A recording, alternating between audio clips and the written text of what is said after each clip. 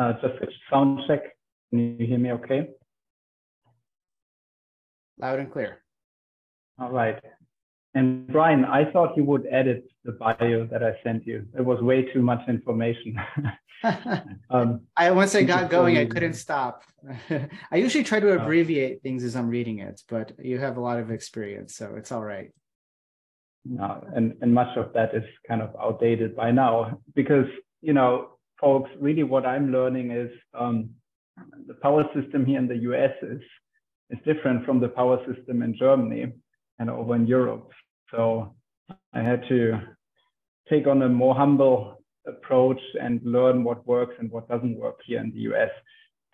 That said, though, I think it's still very timely and very appropriate to talk today about inverter-based resource plans, capabilities, and performance, and not only requirements for those, but also possible requirements or recommendations for how to verify those capabilities and performances going forward. So I appreciate you all being interested here in this presentation. I should say that the presentation will mostly talk about general requirements for inverter-based resources and is not focused on grid forming versus grid following. As a matter of fact, we're trying to write these requirements technology neutral, and yet we understand that, you know, some of these requirements may or may not be potential barriers even to new technologies such as grid forming, which is in the focus of this UNIFI series of seminars. With that said, we would encourage everyone who is participating in these IEEE standards activities to really keep an eye out on potential requirements in the published IEEE standard that could become barriers for grid forming technology, and then let us know about those identified barriers as we also work through these milestones under the UNIFI project. So with that said, let me actually jump right into some of what we'll cover here in the seminar. And I should say there are always a couple of acknowledgements and disclaimers. You know, much of what I'm representing here in form of IEEE 2800 working group chair role on this webinar is really the work of many different people across the industry. And in the role of EPRI, I want to make sure that you understand we do not provide any regulatory advice and we do not speak for our EPRI members here. It's just our technical expertise that we try to portray forward.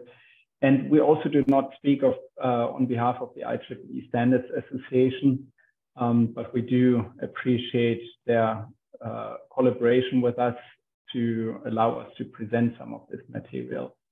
And then we would like to acknowledge the support from NREL and the DOE on activities that were related with the standards making, as well as the UNIFI activities.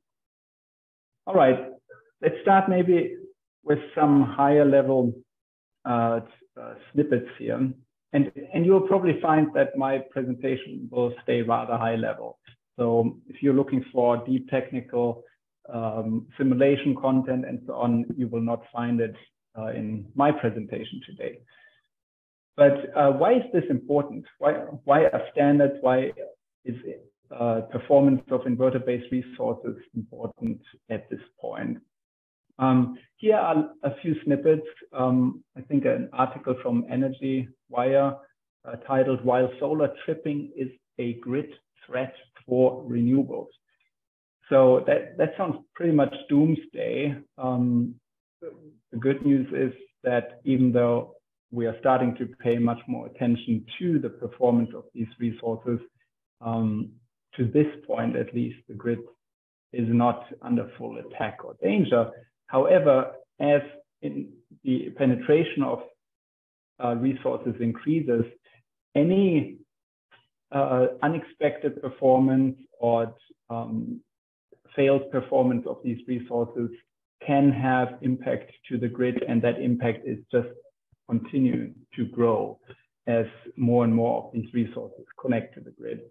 And having painfully witnessed this same challenge during my time in Germany and Europe, I can tell you that usually by the time we start paying attention to this, it's kind of late in the game. And that is probably the case here with the North American context to some extent now also. On the other hand, the good news is that there has been a lot of progress on making sure that performance expectations are set clear, and we're now starting to endeavor in the direction of how to verify those requirements. So hopefully this will not hit the headline in the New York Times or elsewhere. Another interesting read here for those of you who want to know more about grid codes for renewable power systems is this IRENA report. I think they laid out quite well how important grid codes and interconnection requirements are, and they even mention IEEE standard 2800 as one of the potentially regional grid codes in North America. And that standard itself was published in April of this year. And I would even say personally that it can not only increase the reliability of these plants when they connect and operate with the grid, but I truly believe that having a set of requirements that are technical minimum requirements and help to set the expectation for inverter-based performance is a crucial step also into expediting interconnection processes and impact studies. Because without such common set of rules, almost every interconnection that gets studied and gets connected in the process is kind of a black box, and we don't know what to expect from it. So there might be a value in not only for reliability, but also to expedite the whole process by setting clear expectation. And I do believe that IEEE standard 2800 can be an important part of that respect. Because the decisions we make today, they will shape the course of the energy transition and the reliability of our grid going forward. So there is plenty of proof for that certain inverter-based resources and plants are not performing as expected or as desired. I should say as desired because sometimes the expectations were not set clear in the first place, so we cannot complain about something that we never really put into writing. But as desired, because seeing solar PV plants trip following some normally cleared faults on the transmission grid is certainly not something that we would like to see going forward. These NERC reports and also some IEEE reports documented potential causes of this undesired performance. And not only that, NERC has really upped their efforts to fill some of the gaps related to these requirements in their framework of reliability standards. But FERC has also recognized the need to such improvements.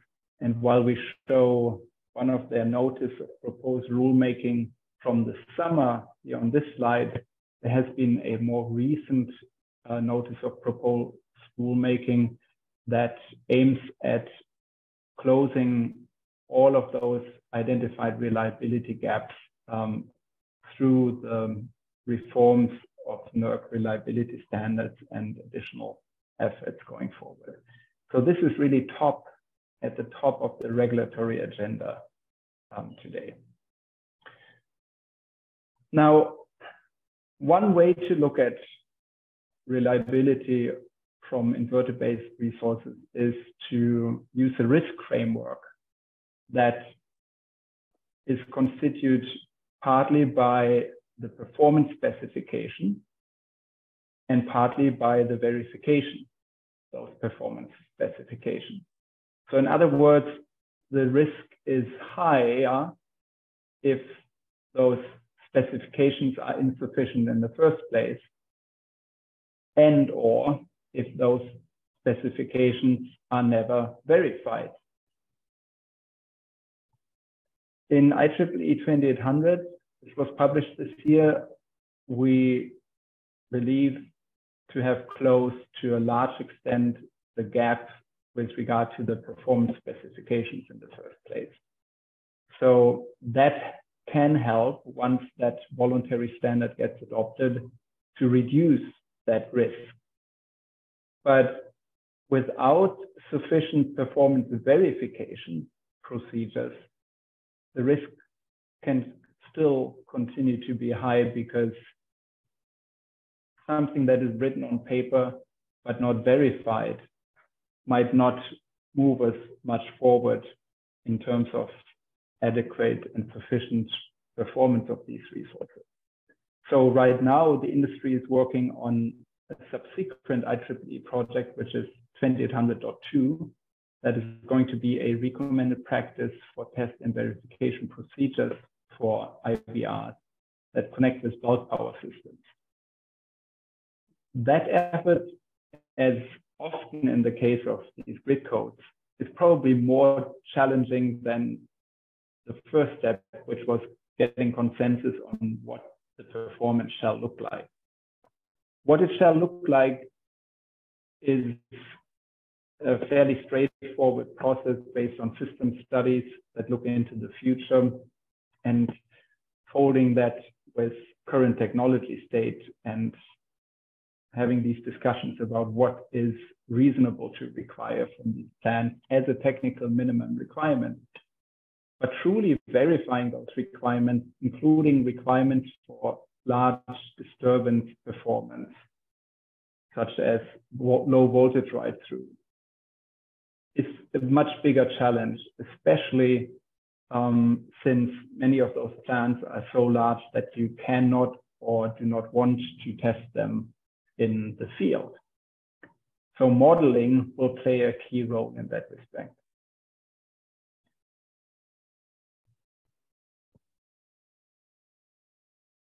So the standard itself, 2800, as I said before, sets technical minimum requirements for capabilities and for performance. And it can be applied to solar, to wind, storage, even to resources connected via voltage source converter HVDC, like offshore wind is. And it was developed by a working group of almost 200 people with representation from a variety of stakeholders. And then it got validated through this formal IEEE process and reached a consensus of more than 90%. So in other words, this is a fairly well-vetted document, and a lot of stakeholders have weighed in, and it passed through all that IEEE consensus building process, which now makes it a very strong technical reference for transmission owners who want to refer to it in their technical interconnection requirement. It could even make a reference for regulatory agencies that want to acknowledge stakeholder concerns while not desiring to go through lengthy stakeholder discussions. 2800 can really be applied as a reference by creating a technical foundation that enables a paradigm shift to some extent towards minimum capabilities. And what does it really mean to have minimum capabilities? I like to differentiate between capability versus the utilization of those capabilities. And it took me a few years to really understand that this concept was not necessarily reflective of how things are done in the US or North America, where often the capabilities only included in the plan if there's already a plan to utilize that capability, whether it's through a bilateral agreement or an ancillary market or service product, unless certain performance is actually utilized, it often has not been integrated in the plant in the first place. So one of the fundamental shifts from IEEE 2800, if adopted as written, would be to build in capabilities irrespectively of whether they are used immediately or years into the lifetime of the plant. So capability really comes down to what type of technology do you purchase and use in the plant. And you can compare that with the decision whether you go for horse carriage, mid-sized car, or like a race car. You might not need the race car, and you might not need the capabilities of the race car in a justified manner any time throughout the lifetime of the plant. So maybe the race car is going a little bit far. But even if you don't need all the capabilities of the intermediate car on the first day that it is operated, the idea of 2800 is that it specifies technical minimum capabilities that are likely to be utilized by a larger set of these resources sometime during the lifetime of those resources, which is typically around 20 years from now. So when the working group had to select which requirements to make technical minimum requirements in the standard, we were not thinking of the status quo today. We were actually thinking 10, 15, sometimes 20 years into the future. And we used references from all around the world, and we had plenty of experts that were very familiar with requirements from other regions. And we had experts that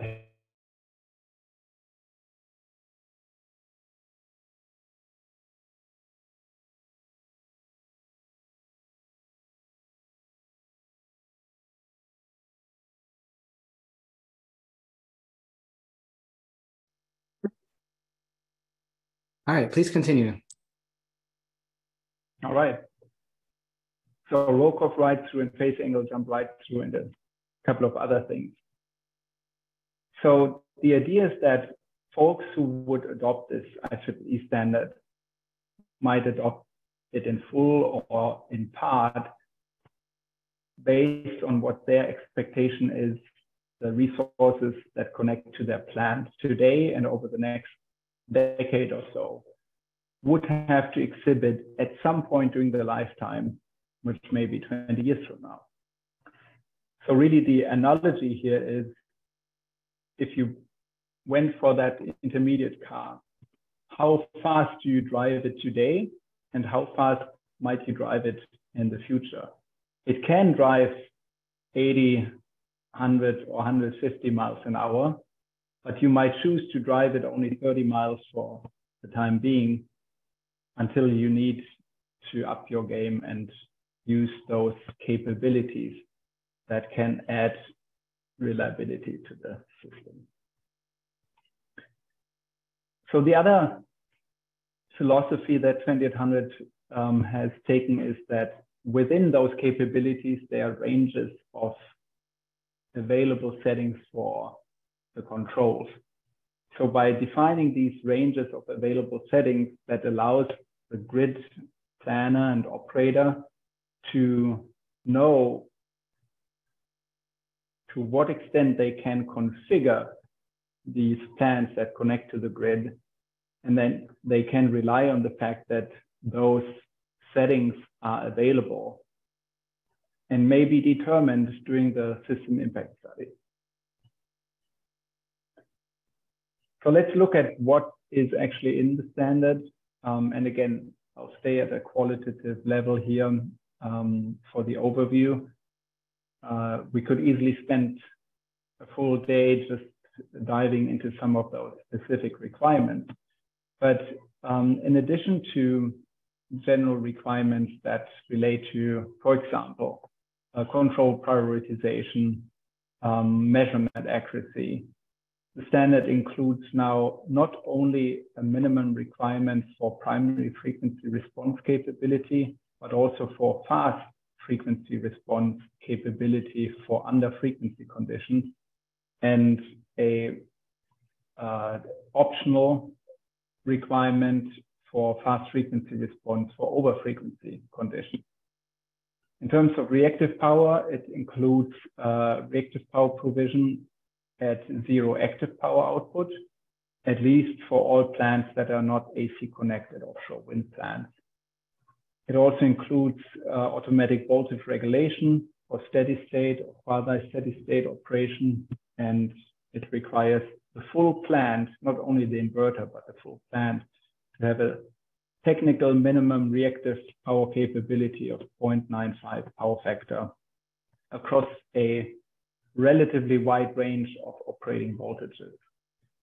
In terms of power quality, the one thing that the standard does not include are any limits for harmonic voltages, but it does recommend that the transmission system owner should specify such voltage harmonic limits.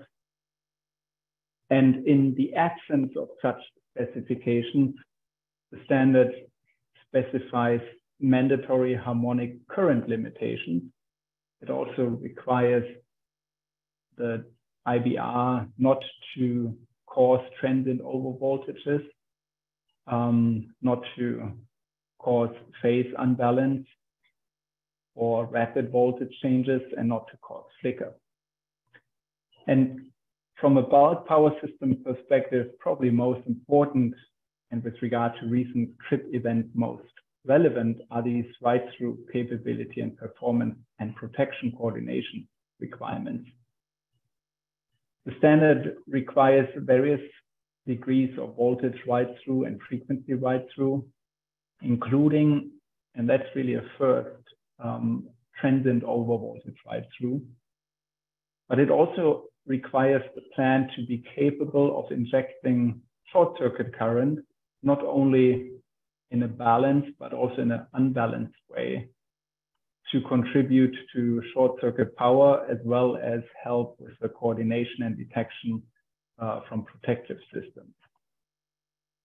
It also explicitly requires the plant owner and developer to coordinate any protection functions that might be used in protective elements included in the collector system or somewhere inside of the IBR plant, to truly coordinate with the ride-through requirements, so that you don't end up having very capable inverter units while still tripping due to some miscoordinated configuration of relays on the collector system.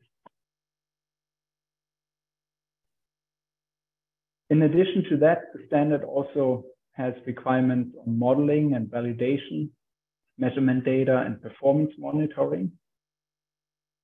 It does not include the process and criteria for model validation, but let me say as much as that it is very likely that we will see procedures and pass-fail criteria for model validation to be included in the subsequent 2800.2 project. The standard itself does require high fidelity performance monitoring, and also it requires the provision of validated model without going into further detail how to validate. And last but not least, it provides requirements for post-commissioning monitoring. So it requires you to install a digital fault recorder with a certain data retention period and measurement resolution and granularity with regard to individual inverter and plant performance throughout the whole operation of the plant. And it requires to evaluate the plant design using modeling prior to the commissioning. And the objective of this, what we call plant design evaluation, is to reduce the uncertainty around the plant's performance with regard to large disturbance response prior to the commissioning of the plant, and to make sure that the way the individual components inside of the plant are designed and coordinated with each other align with the overall technical minimum performance requirements of the standard. It also specifies for which requirements commissioning testing is needed and for which requirements type testing or laboratory measurements for individual inverter unit performance is required. So you might wonder how many pages long this document is after all, and I think it's like 170 pages or so. So quite detailed, which does not mean that everyone will use every part of this document, but it does serve as a thorough reference of what you could require if you chose to adopt or use this standard in your region. Now, I did already mention that requiring all of this at this point might even conflict with current market rules. Current market rules might not have room for you to actually require more than what is eventually going to be utilized. So that's something that some of the regulatory folks might have to work through. But for anyone who, for example, desires to define a fast frequency response ancillary service product, IEEE 2800 could serve as the technical reference how to get there.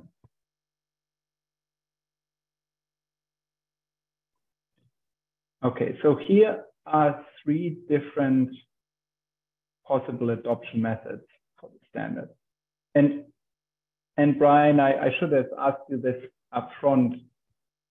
Are you typically allowing questions in between or after the presentation, or how would you like us to handle that?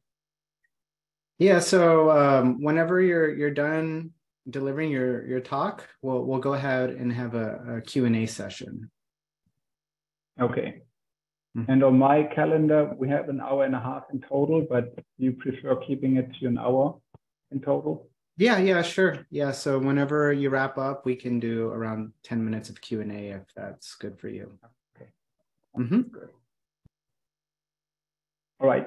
So different ways to adopt the standard. The most straightforward one would be a general reference with additional specification of functional settings that would be within the ranges of available settings of the standard. Another thought is you could create a general reference and then include a list of clauses that are exempted from the adoption for the time being. And then over time, you kind of strike the lines from that list, the more capabilities would actually be required from these plans.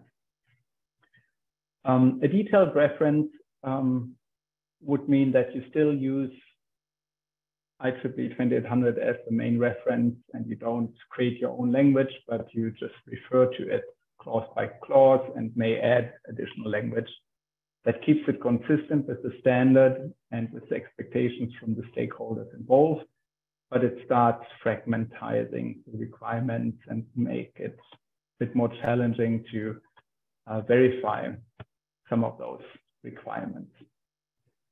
A full specification, which is really the approach that we do not recommend anyone take, would be to either copy paste or create their own language and modify the language from the standard. Some folks say, well, the benefit is you then don't have to buy the standard and you can make the document public and everyone has access to it. Whereas for IEEE standards, folks have to either purchase it or be member of IEEE. But there's a risk involved here, which is that it can really lead to inconsistencies. After all, it would not be clear what is expected because people have to do this line-by-line comparison between the full specification requirements and the standard. And that usually leads to additional costs and challenges in verification. So just want to give you an example here. There was one gap assessment done for ERCOT, and this is public information. They found that there were about 13 gaps in the ERCOT nodal protocols relative to 2800. But they also found that some of those gaps were more important than others. And based on what was presented in September this year, ERCOT is moving towards filling the gap on capability at zero active power or bars at night provision capability, as well as various write-through and voltage support and current injection during fault capabilities. And then as a third priority, the fast frequency response capability. That will take them along already quite significantly to improve their plant performance if verified adequately.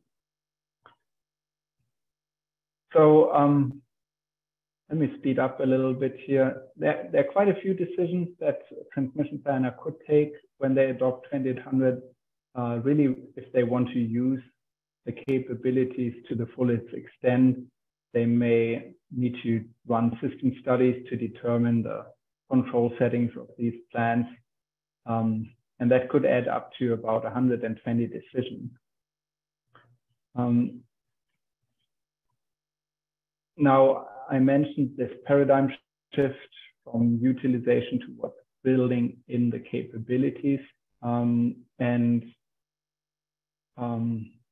I think it's important to understand the potential opportunity we have here to build in as many of those capabilities up front, so you don't end up in a situation like some countries over in Europe ended up in about a decade ago when they realized they had deployed too much distributed generation or inverter-based generation that didn't have those capabilities, and then they had to start retrofit programs, which are quite cumbersome.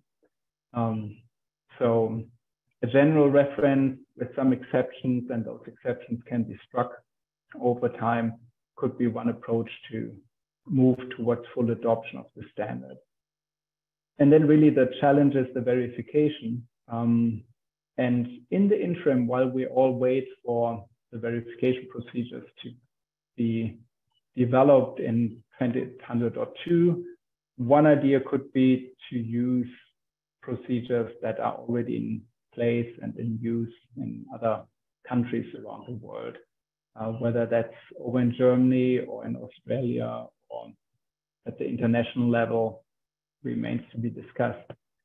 But that's just one among many ideas how to bridge that interim period. Ultimately, a patchwork of IEEE adoption around the US could have limited benefits, so the hope is that this adoption will be somewhat consistent.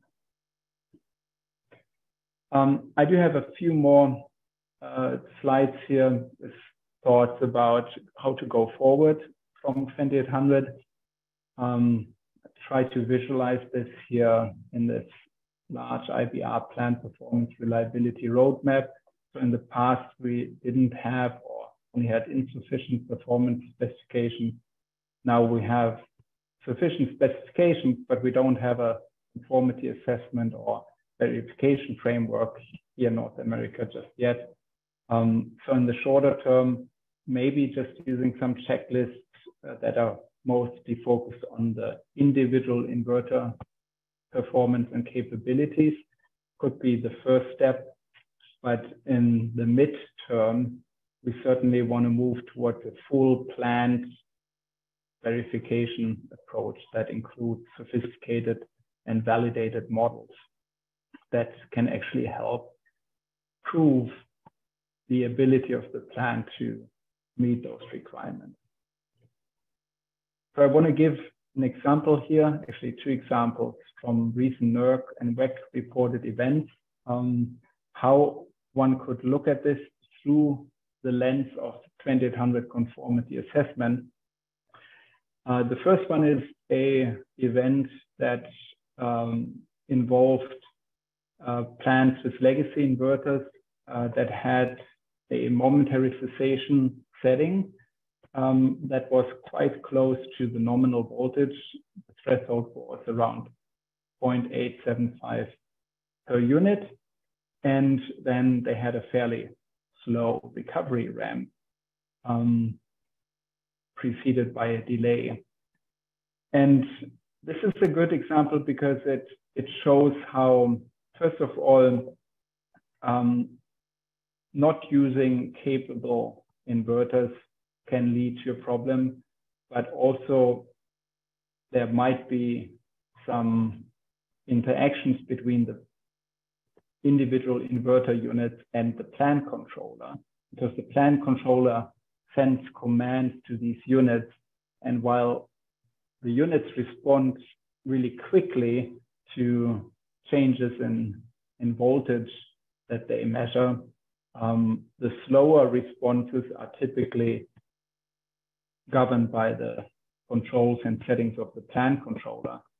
And there were at least two things that went wrong in this case. One is that this momentary cessation setting was set way too high, and that would have failed the 2800 conformity assessment because momentary cessation means that you block the IGBTs from the inverters and stop injecting any current, and that would have failed the dynamic voltage support or current injection during voltage ride-through requirement that is specified in the standard.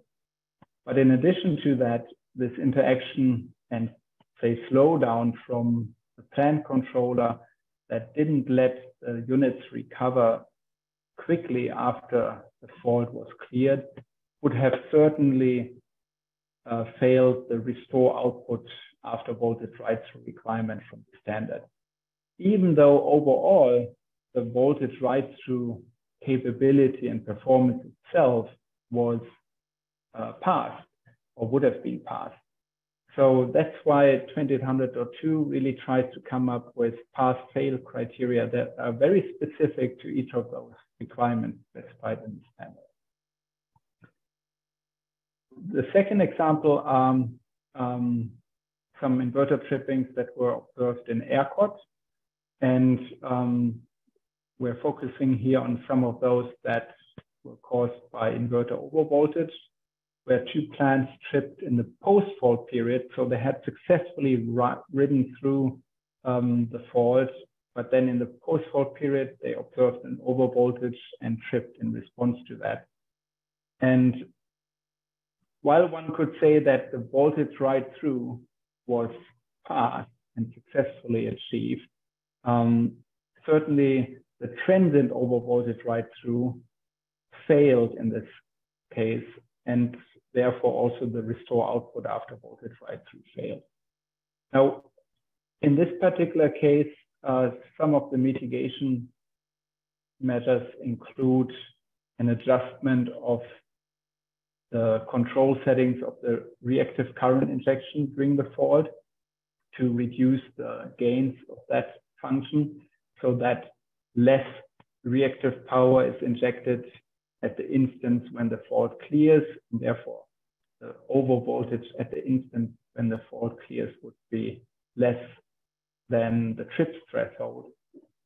While reducing this reactive current injection might be one of the mitigation measures, from a 2800 conformity perspective, the idea is that the special overvoltage protection in the inverters or anywhere else in the plant would at least be configured such to allow the transient overvoltage rights to capabilities specified in the standard, and the response of the current injection would be aligned sufficiently well with the strength of the grid connection point, so that at fault clearance, the overvoltage would never reach the overvoltage right through or transient overvoltage right through threshold.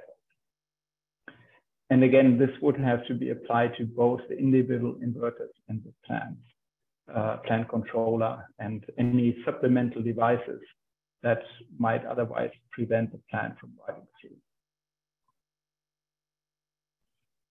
And I think I mentioned before, what that requires is that in addition to type tests, which are really performed on a representative unit, and some commissioning tests, which are typically performed on the full plant at the time of commissioning, there's this new step, which is called the design evaluation, which really is a desk study, but can be a quite sophisticated procedure to verify that the whole plant as designed with its individual components and configured settings does conform with the standard. So that's a step that going forward, folks may want to pay more attention to. And that's one area that 2800.2 is trying to fill and formalize to some extent with dedicated procedures.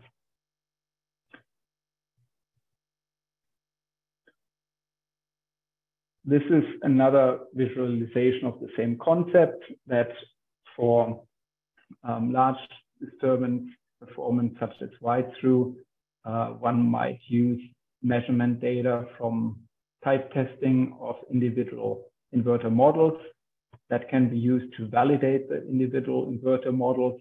Those models can then be used to build a verified plant level model, and that would then be used for the IBR evaluation, whereas other tests can be done by commissioning testing, for example, in the case of voltage control. So how this fits into the process overall, we'll have to see how things shake out here in the US. But if we look at some of those standard processes that are, for example, defined by the FERC large generator interconnection process, we see that a lot of emphasis had been put on upfront studies, including step 3 for the system impact, but often the models that were used in those studies were not sufficiently accurate or applicable. So opportunities for improvement lay in the step to provide and validate and verify sufficient plant models. And that goes in line with setting clearer performance expectations for these plants in the first place. And then the other area for improvement could be either sometime between the impact study and the facility study, or sometime after the facility study and before the plant is constructed, the true verification of the plant performance using modeling prior to the plant going into commercial operation. And then in addition to that, once the plant is in operation, a continued monitoring of the plant's performance that can not only be used to catch performance that does not conform to the standards, but also help validate the plant model that had been developed based on the design before. This is one way to visualize some of those ideas, and really the key here is that some iteration between step 3 and 4 might be helpful, and that there should be at least another step for the post-commissioning monitoring Whether or not this be formalized by a regulatory authority like FERC or others remains to be seen, but it's definitely from a technical viewpoint very important to keep those things in mind. So with that, I'd like to remind you all that these are activities that are currently discussed in various forums, including ESIC and NERC and IEEE, and even relate to FERC dockets. And I'd like to encourage everyone to get engaged, and thank you for your attention. And thanks to Brian and team for the opportunity to present here. All right, thanks, Jens. I'm gonna stop recording.